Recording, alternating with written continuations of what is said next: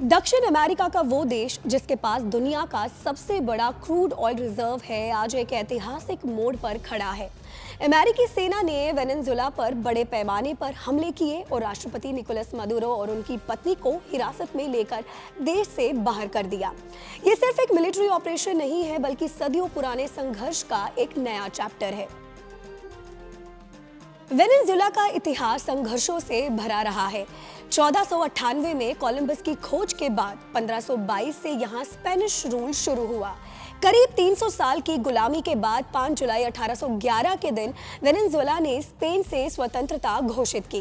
लेकिन असली जीत 1821 में आई, जब साइमन बोलीवर के नेतृत्व में वेनेजुएला ने पूर्ण स्वतंत्रता हासिल की।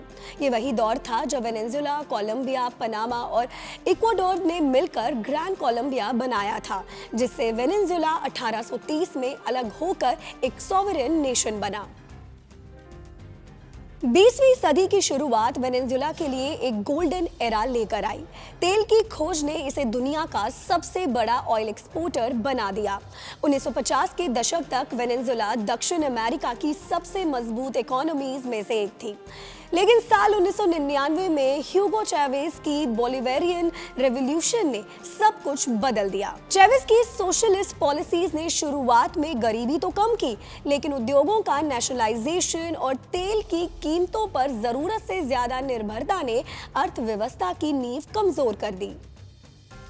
असली पतन यानी डिक्लाइन शुरू हुआ साल 2013 में चैवेज की मौत के बाद, जब निकोलस मादुरो सत्ता में आए। मादुरो के शासन में करप्शन, ह्यूमन राइट्स वायलेशन और गलत आर्थिक फैसलों ने देश को हाइपर इन्फ्लेशन की ओर धकेल दिया। स्थिति इतनी बिगड़ गई कि लाखों लोगों को भुखमरी के कारण देश छोड़ना पड़ा। साल 2018 और 2024 के विवादित चुनावों ने ग्लोबल लेवल पर मादुरो की क्रेडिबिलिटी पूरी तरह खत्म कर दी और अमेरिका ने उन पर नार्को टेररिज्म के गंभीर आरोप लगाए। अमेरिका और वेनेजुएला की दुश्मनी की जड़ें बहुत गहरी है। अमेरिका ने हमेशा मदुरो शासन को एंटी इंपीरियलिस्ट और डेमोक्रेटिक वैल्यूज के खिलाफ माना है। ट्रंप प्रशासन ने कड़े इकोनॉमिक सैंक्शंस लगाए और तेल निर्यात पर रोक लगा दी, जिससे वेनेजुएला की कमर टूट गई। एक्सपर्ट्स का मानना है कि ये मौजूदा अटैक इसी लंबे तनाव का पीक पॉइंट है। ये हमला न केवल वेनेजुएला की सोवरेनिटी को चुनौती देता है, बल्कि ग्लोबल ऑयल मार्केट और जियोपॉलिटिक्स में भी एक बड़ा भूचाल ला सकता है। आजादी की लड़ाई से लेकर सुपर पावर के हमले तक वेनेजुएला का इतिहास एक अमीर देश के पतन की सबसे बड़ी मिसाल है। अब आने वाले दिन तय करेंगे कि क्या ये हमला वेनेजुएला को स्थिरता देगा या एक लंबे सिविल वॉर की ओर धकेल देगा। इसको लेकर आपकी क्या राय है, हमें कमेंट्स में जरूर बताएं और ऐसी ही वीडियोस के लिए देखते रहें जी बिजनेस।